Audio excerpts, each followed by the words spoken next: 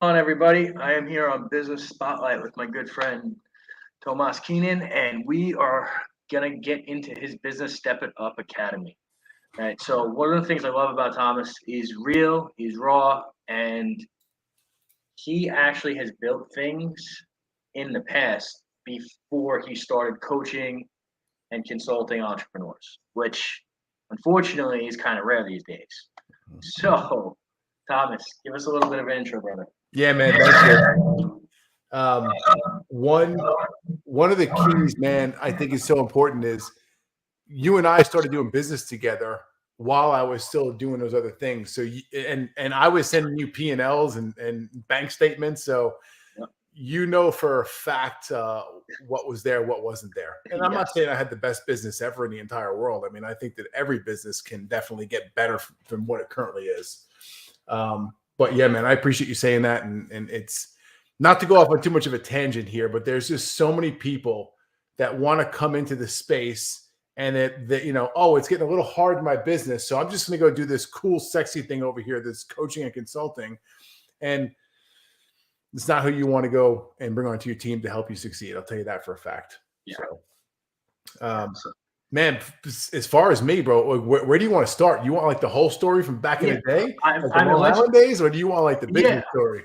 And I kind of want to take it from the start, talk about some mistakes, things that happened, what got into it, and then I have a whole series I want to ask you about process, what you're doing, what you look for, the right type of clients, all that good stuff. Yeah, cool. So back in the day, man, it started with car audio in Long Island. Like, dude, I wanted to be a car stereo installer. That was it. And it consumed every bit of my waking hours. All I wanted to do was work in the fucking cars and put the cool shit in. Work on the nice high-end cars, build the cool stuff, like all the stuff you'd see on like MTV rides and that kind of shit. It's what I wanted to do. And you probably know this about me by now because we've known each other for years. If I want to go do something, like I'm gonna go do it. Like there's no in between. So I just jumped in head first, and got real busy. And a couple of years into it, hit a ceiling. And this is like a repeat throughout my entire life. That's not because you're tall, though, right? No, not at all. Okay, you don't have that problem. No. So. I wound up hitting the ceiling because I was self-taught up to a certain point. And I hit the ceiling like, man, I can't teach myself anymore. So I looked around. The guys in the couple of the shops that I was working at really weren't like the best role models or examples. They really didn't know what the fuck they were doing either. Full transparency. So I went and sought out some form of external education. And for me at that point in time, it was going to trade school up in Boston. Yeah. So I went up to Boston. I spent about 90 days up there in the summer of 1999. I'll never fucking forget it. We partied like animals. That was my college experience, right? I didn't go to traditional college. So went up there to trade school, learned and elevated this skill set, then came back to Long Island and landed a job at one of the top places on the East Coast, just doing some real high-end cool shit. And worked there for about 3 years and finally got fed up and said, hey, I want to go do this for myself because I don't want somebody else telling me how to go do it. Right. I'm establishing a theme here too, by the way. Okay. So I start this business with $300 cash to my name. And I think magically I'm going to go start this business. And like all of a sudden, all these people are just magically going to fucking appear and spend money with me. It doesn't work that way, folks, at all. Right. There's this thing called marketing and sales process that has to come into it. But those are some of the mistakes that I was making from the get-go. The technical ability of doing the work was never a question or a challenge for me because I loved it. But the operations, how to run the business, to be a business owner, the self-development, the mindset, dude, I was lacking miserably at that point. Right. And like, you don't know what you don't know. Yeah. And I wound up crashing and burning that business after 5 years. Went and worked for someone else for a handful of years, got back on my feet financially, and then got the itch again to go back and join the entrepreneurial world. That was round two. And that's the company that you and I met each other. That was Top Class. And my second company, which was the first successful one that I had been part of, we installed and serviced GPS tracking and dash camera systems in commercial fleet vehicles. And we were typically based in the Northeast, we'll call it. And then we did some projects that were bigger in other areas of the country and shit. We even did an install project down in Monterrey, Mexico, which was quite interesting. But man, it was I got about 5 years into that business, started having kids with my wife, and was just hit by the reality of like, holy shit, I'm bringing other humans, these living beings, these things that there's flesh and blood, and I help create them. And I don't want to be the guy who's working 80 hours a week and not spending any time with his kids and not watching them grow up and not going to the games and not, helping do the things that like good dads want to go do. Right. Yeah. So I was like, man, there's got to be a change here. But once again, I hit that ceiling and I didn't know what to do in order to fix the business. So it didn't require all of me. Yeah. And all right, cool. Well, what do we do about this? Luckily at this point in time, the internet is a thing, and you start doing some Google searching and this, that, the other thing. Hired one business coach led to the second one led to the third one. And now I'm engulfed in this self-development world. Yep. And like, dude, you've been through it. You're still doing it just like I am. Yeah.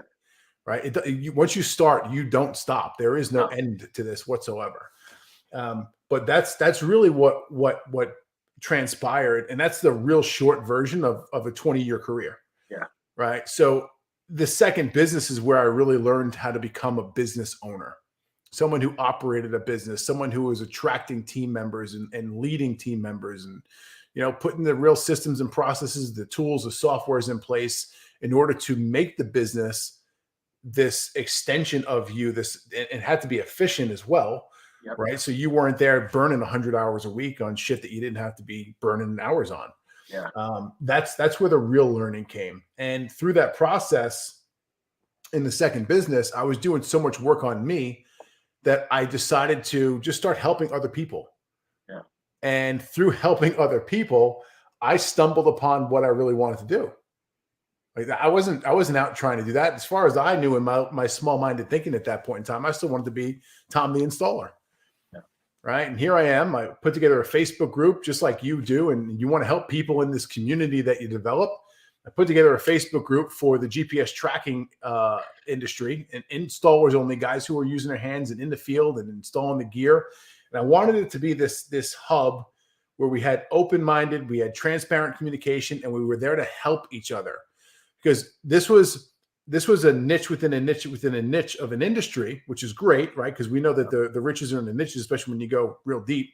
Absolutely. But since we were in such a niche, there really wasn't any support and help for what we did. There was no technical support because we were working on some of the newest vehicles before the factories even had manuals ready for them, right? So what do? You're 300 miles from home. You're working on the newest Freightliner truck, putting the latest camera system in it, and you run yourself into a technical problem. Who do you call? Yeah. And I wanted to help solve that problem by putting this group together. And it's still popping today, still there doing its thing. I'm not involved in it. I'm barely involved in it. I'm still the admin of the group, but I got other people who run the group for me. And just to see something that I built, I mean, at this point in time, dude, it's probably 7 years ago. Right. To see it's still there, it's still serving with its intended purpose and helping people it's gratifying as all hell. But that's where I started going in there. It's similar to what you're doing here. I mean, I go in there and do Facebook Lives and I'd get, let's say 100 people to watch the live, right? So we had 2,000 people in the group, roughly. You get 100 people to watch the live. And I would open up my playbook and show people exactly how I was doing shit. Hey, this is the new software we're using. This is the new program for this. This is how we're doing our estimating. And this is the spreadsheet template that we have for this.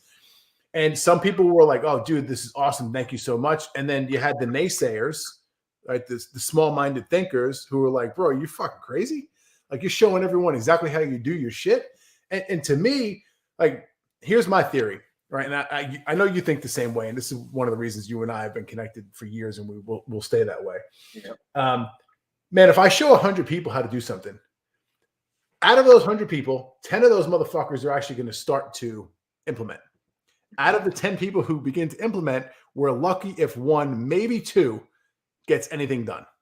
And by the time that they finish, homeboy's 3 years behind me because I did that project 3 years ago. Yep. So why am I going to hold back? Yeah. And if I could help that one person overcome some of the hurdles and the bullshit that I've been through, bro, I'm all for it. 100%, man. Mm-hmm.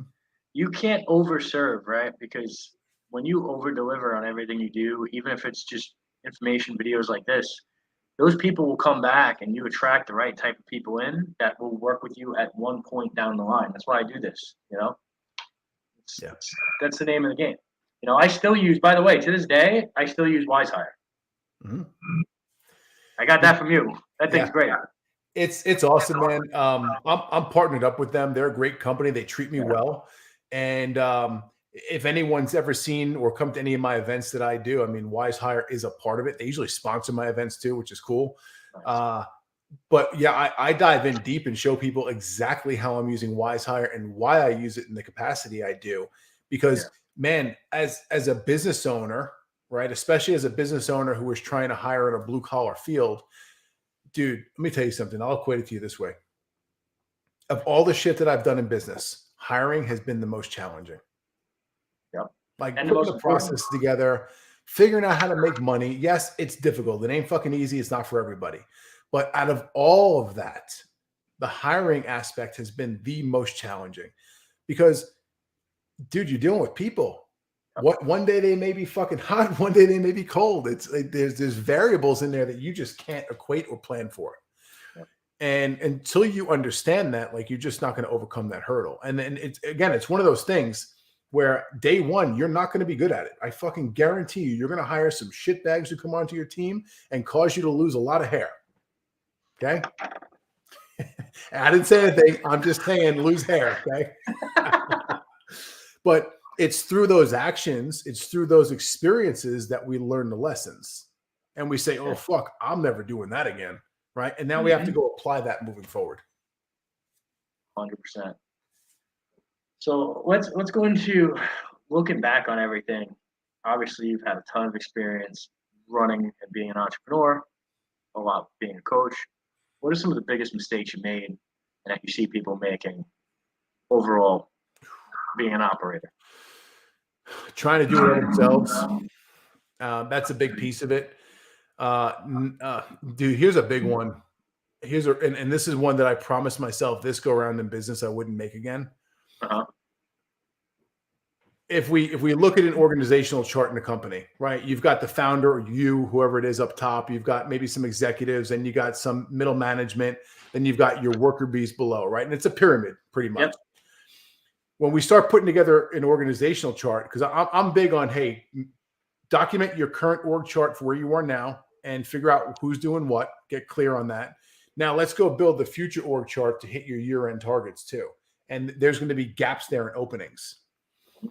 Most people, because of small-minded thinking, because of lack of capital, will immediately go to the bottom rung and hire those entry-level people first because it's cheaper. Mm-hmm. And I've made this mistake, okay? What winds up happening is you wind up hiring 2, 3, 5, 10, 15 of those people. And guess what? Who's going to fucking manage them? You. So now, not only are you trying to do all of your shit, which is high-level stuff, and maybe even some mid-level stuff, but now you're trying to manage 15 other people who can't fucking tie their shoelaces on some days. Yeah. And that's a problem. So the methodology that I like to use now, if possible, is actually it's top-down hiring, right? Yeah. So instead of you going and hiring, I can only afford a VA right now, which may be the case, okay?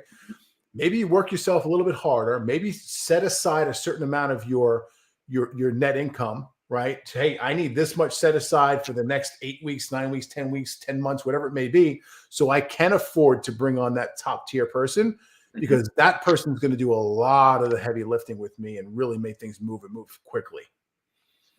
So that's the approach that I wish I would have taken in previous companies.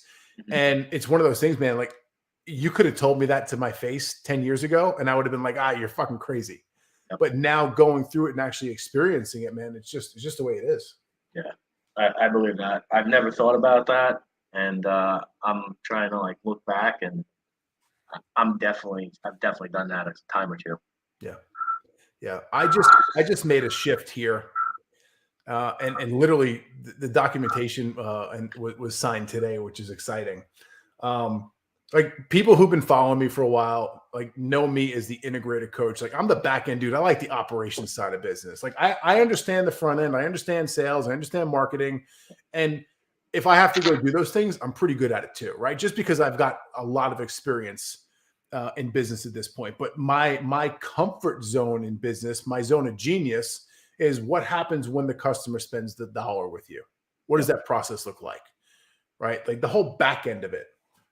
And, you know, I've been Step It Up Academy's been in place now since September 2020, but it hasn't been active until July of 2022.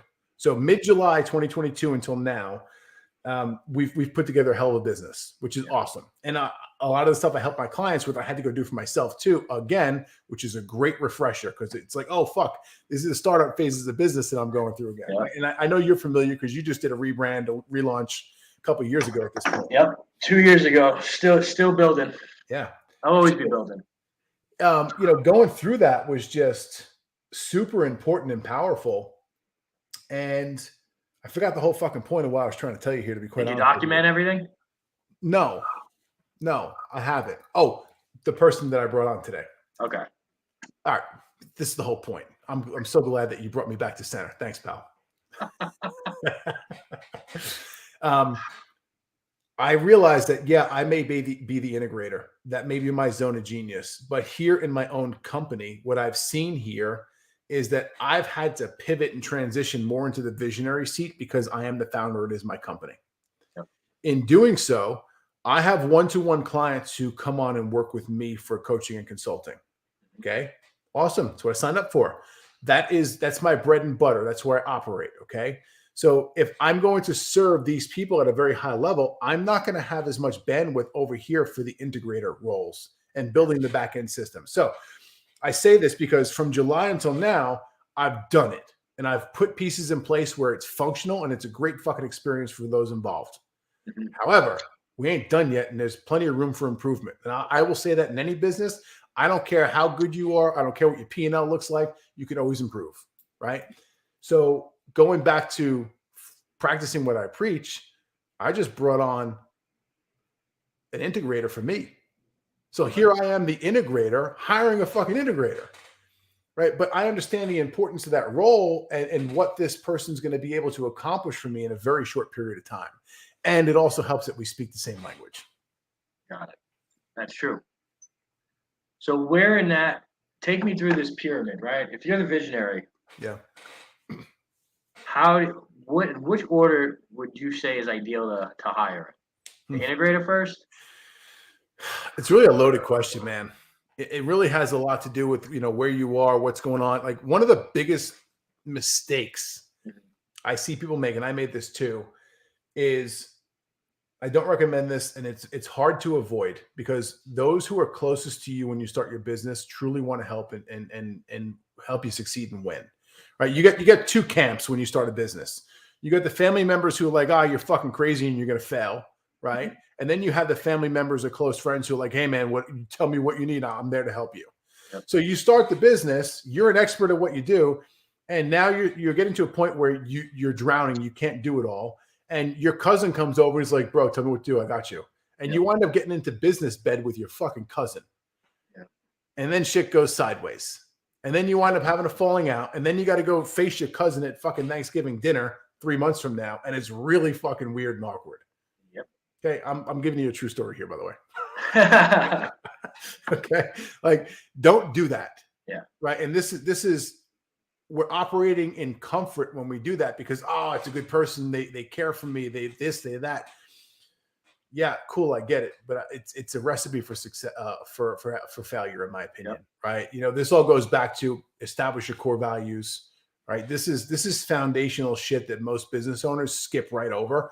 Bro, like we wrote the book, a year ago already, Startup Legends. And each of us wrote a couple of chapters in that book and we cover this heavily. Like these are the things you need to do when you start a business. Yeah. And cool. Yeah. You've got to go set up the legal aspect and get the LLC or the S Corp or whatever your structure is in place. Yeah. You got to go to the bank. Yeah. You should, you know, make sure your credit's in a good place. Yeah, you need credit card processing. Yes, you need, finance from guys like you. And most people do all that. And then they come in and they're like, okay, cool. Now I need QuickBooks. Now I need the CRM. They put all this shit together and they get like, what am I going to offer? What am I going to sell? Then they sell the first thing. And before long, now they've sold 2. Now they've sold 10. Now they've sold 15. Now they've sold 100. And they're in this cycle of sell, let me go fulfill. Sell, let me go fulfill. And it's a vicious fucking cycle. Yep. Right? Now, at that point in time, the founder, the visionary, the leader, whatever you want to call him, is so fucking engulfed in the day-to-day operations of the business that they don't have time to step back and work on the foundation and structure of the company, which is where everyone should start. Yep. So like, dude, if you build a house, you hire a contractor. Hey, here's the blueprints. This is a new house. Cool. Here's the deposit. Get going. First thing homeboy's going to do is come to your house and make sure the ground's level and do all that stuff. Then they're going to dig. Then they're going to pour a footing. Then they're going to pour a foundation. And that's weeks before they even lay a single piece of wood and start framing the property, the building. Right. So this, what I'm talking about here, foundation work, is your core values. It's your mission. It's your purpose. It's who you're serving. What are you serving them? What's the goal that you're trying to establish to help your clients, right? That's the work that so many people just skip over in the beginning. And if you just paused and slowed down for a couple of days and got that shit nailed and in place, you're literally saving yourselves hundreds of, if not thousands of hours of heartache in the very near future. 100%. I got it right with this business, thank God. Prior ones, not so much. Yeah, same here, man. So walk us through, like, who is your ideal client? Great question. So small business owners for sure. I will take people who are still in a startup phase, but they've got to be doing some substantial revenue. I mean, realistically speaking, man, if you're not doing 500 grand a year in gross sales, like, I'm probably not the right guy for you. And on the inverse side of things, I mean, I've got some of my clients who are doing 15 mil a year in gross sales. Yeah. Right. So it depends where the client is, and I can work in there, which is awesome. There's not a specific niche or vertical that I'm best with, because what I do, fortunately, can and will serve just about every company that I've come across. Now, with that being said, some of the companies that I tend not to take on and work with would be like a SaaS company. Like, yeah, I understand how a software as a service company operates, but I've never run one successfully or built one from the ground up or exited one. So I don't want to come in there and say, hey, this is how I think you guys should do your marketing. Yeah. I'd be a fucking fraud and a liar at that point. Now, if you want to come in and talk about some stuff where we're talking mindset and self-development that's going to turn you into the leader that you need to become, cool, we can work on that. Yeah. Right. And that's one of the things too, man. I've had this talk a couple of times in the past couple of days, and you'll appreciate this too. And you'll understand it, because I know for a fact that you've invested hundreds of thousands of dollars in your self-development over the past couple of years, just like I have. Easy. If you went to a coach or a consultant, whatever the company is, and they led with the marketing and sales message of, hey, we're going to help unfuck your head so you can become the business owner you need to become, you'd never buy their shit, ever. If they come with, hey, we're going to turn your business into this gold mine, cool. You'll spend your money all day long, right? And it's like, same deal, man. If I told my clients, like, hey, yeah, I can build you this awesome back-end operating system. We can dial things in. We can build the hiring process. We can build out your onboarding process. We can build out all of this stuff. But if I don't up your skill set in the self-development and the mindset arena, you're never going to be able to go in and operate that stuff at a high level. So oftentimes we have to close the sale based on, yes, we're going to help you in your company. And yet when we actually dive into things, we find out that the owner is the bottleneck or the roadblock within the company, which is usually the case. But and most that's not of us, an easy conversation. Yeah, it's not, because listen, bro, dude, two dudes coming from New York. Ego is a fucking thing. Yep. Ego is a thing. Whether we're short, whether we're tall, whether we have hair, no hair, ego is a thing. Yeah.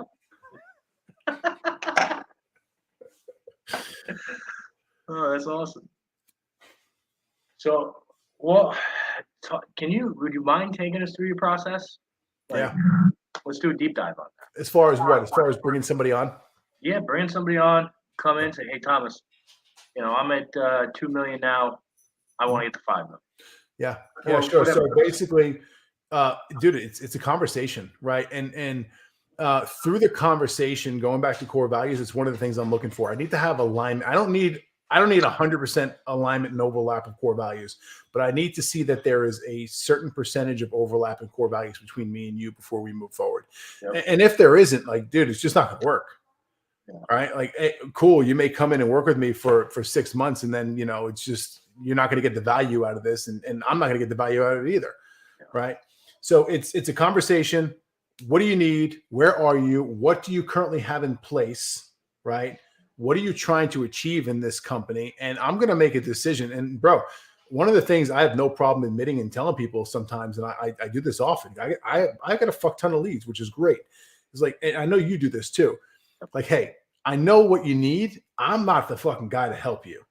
Right. Yeah. I don't want to just take your money and then deliver some subpar service to you because I just want the money. To me, it's not about the fucking money. I want to make sure that your experience here is great and that you actually take what we do and you implement and you build your company so you can become the best, whatever it is that you want to become. Absolutely. Right. So yeah, that's a lot of the conversation for me. I need to get to know the person. I need to get to know the why behind what they're trying to do. And oftentimes I can't ask that to the person directly because many of us don't even know why. So there's a lot of back and forth conversation I'm having with these people. Dude, it's very much so like hiring too. I'm looking at this person. Did they show up to the meeting on time? Did they show up prepared? Did they show up? Did they have valid questions for me? Right? Do they, what happens when I give them a quote and say, hey, this is what it's going to be per month. Yeah. Right. I'm looking for all that kind of feedback there. And it's, I think everyone should set up a process and follow it because once you set up the process and you make it repeatable, now you can go and train other people who come in behind you too. 100%. That's one of the best things I ever did was put everything in Trainual. Yeah. Get it ready to go. New hire comes in. Right away if they have it or they don't. They can pick it up, learn, and then just ask you questions. You're golden. Yep. And then your job, I feel, as the operator is to break it. Mm-hmm. Right? Grow so fast you break it. See what broke, fix it. Repeat step 1. Yeah. That's a misnomer I see with a lot of people too. And even me, I've got the propensity to do so. You go and you build something. You put a lot of time, effort, energy, sometimes even money into it to build it, to get it operational to the point it is. And just because you built it doesn't mean you're done. You oftentimes need to go back and revise, revamp, improve. And sometimes it's a pain in the ass. Sometimes it's like, man, I just spent $5,000 or $10,000 making that thing fucking awesome. And here we are 90 days later and it ain't awesome anymore. Yep. I'm actually doing that exact same thing. With my website and my podcast and everything else. Yeah. So it's true. And, I think one of the things that still to this day shock me is people think that they're going to open up a business and it's going to be rainbows and kittens and fucking chocolate. Unicorn farts. What? Unicorn farts. Yeah, unicorn farts. Yeah. It's more like, all right, I stepped in this pile of shit. Yeah. Clean it up. Stepped in this one, clean it up. Why do I keep stepping in shit? Who's shitting on the rug, Like, who shit on the coats? It's old shit. No, but like, I think a lot of the times it's getting that entrepreneur out of their own way. Because I have to deal with that with financing too. Yeah. Right? And that's why the first step in our process, after we have everything, is a review. Like we show them their business credit, their personal credit. We actually show them a cash flow analysis of their entire business and ask them questions about it. Because if somebody actually sees, oh, wait, I don't have this credit score, I don't have a business credit built, and this is what my cash flow looks like, well, you can't expect A if you're serving C, and then vice versa. Sometimes it flips the other way. Someone's saying, oh, I'm not that great, and I'm showing them, dude, you're a rock star, And that helps me map out their goals and match up to finance. So I know you do something very, very similar when you're going through your guys. Yeah, I remember the first time that you and I spoke about getting funding from my last company. You flat out asked me. You said, "Hey, okay, awesome. You want a chunk of change. And I'm like, yeah, like this is what I'd like right now. And you were like, okay, for what? Like, what exactly are you going to do with the money? Yeah. And I was like, oh fuck, I got to think about this. Like, I actually got to think about it. But that to me is a very valid question for what you're doing. And listen, man, yes, you're funding people, you're getting money for their companies, but a lot of what you're doing is also from a consulting aspect where you're helping them improve things too. And there's an educational piece to it for what you're doing, in my experience as well. Like, hey, this is why your credit is important. This is why your business credit is important. This is why your debt to income ratio should be this way versus this way. Yeah. Right. There's a lot to do with it, man. And people get a ton of value when they work with you, in my experience. Thank you. I truly appreciate that. Mm-hmm. Yeah. So let me ask you this. Where do you see, like, first off, I've started visualization. I thought it was bullshit, Tom. I'm telling you. I thought it was bullshit. You knew me since 2016. Yeah. Okay. I'm here to say it's absolutely fucking spot on. Yeah. Okay. 100%. I believe that with all my heart because I've seen it. Mm-hmm. So walk me through, what is your vision for the next year, 3 and 5 for Step We're going to gross $1 million this year, which is cool. Because I have such a small team. So, I've done the $1 million a year with a big team, and it was like, fuck, bro, where's the profit? and this year, we're on track to do it. It's a possibility. And like, I've got a handful of people on my team, which is just awesome. So that's the big goal there. But here's the reality, man. I also understand that I cannot do it all. And we talked about that a bit earlier, I think, on this call too. I can't do it all. So I got to bring other people onto my team to help. The service that I provide is high-level coaching and consulting for my clients. Yep. So if I'm going to grow and scale, I can't be the only one doing that either. Right. So I'm bringing on the integrator to help build out the operations that I no longer have the bandwidth to do. And straight fact here, this person's a better integrator than I can be. Okay. Damn. Yeah. I mean, just like, I know what to look for, which is a superpower, right? So for me, the bottleneck now is not having bandwidth in the coaching space. So I've got to bulk up the coaching staff. We've got to develop the systems and processes for the coaches so they follow it exactly how the fuck I want it done. Just like your guys will follow the exact sales process that you've put into place for a very specific reason. Like, I know that my coaching model works, but now I got to get the genius out of my head, document it, build the process, put it into the software tools we're using, and then build the training for the guys who are coming on, guys and girls, and like, hey, this is how this gets done. This is how I want you to do it. If you don't follow the way it's going on here, then you and I got a problem. Yep. Because at the end of the day, I hate to break this to people, but small business ownership is not a democracy. No. Not even a little bit. Nope. That's cool, man. So 3 years, where you at? What are you doing? I don't want a massive program. Okay. I'm not looking to build an Arte by no sense of imagination, right? I don't want thousands of people in there. My big vision for this, for me, is go and help people, right? Go help a bunch of people in a very impactful, fulfilling way, right? This is a two-way equation, so it's got to impact both parties. I want to kick off enough cash flow where it gives me the money I want so I can go invest in other business opportunities and then turn them into more cash flow. So basically just keep flipping the money over and more investments, and just go build. Listen, man, there's some other cool shit, dude. I still love the car audio industry. I would fucking kill to own a company over. I don't want to do the work anymore because I've outgrown that. I'll tell you flat out.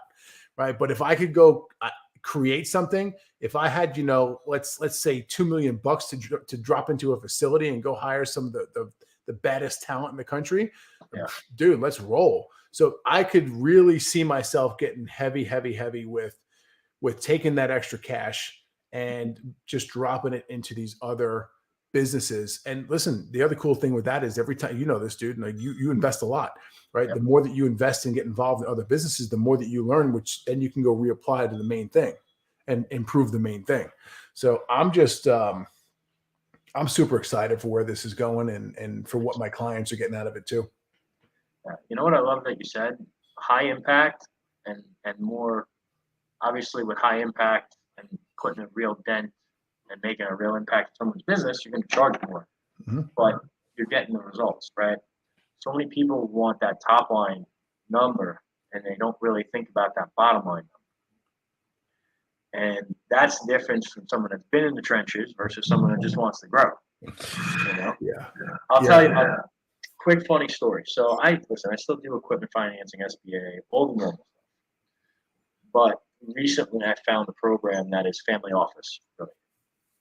So every single time I'm dealing with a 10 or 20 or $30,000 business, it's always been challenging, right? They don't stick to a schedule. They call you randomly.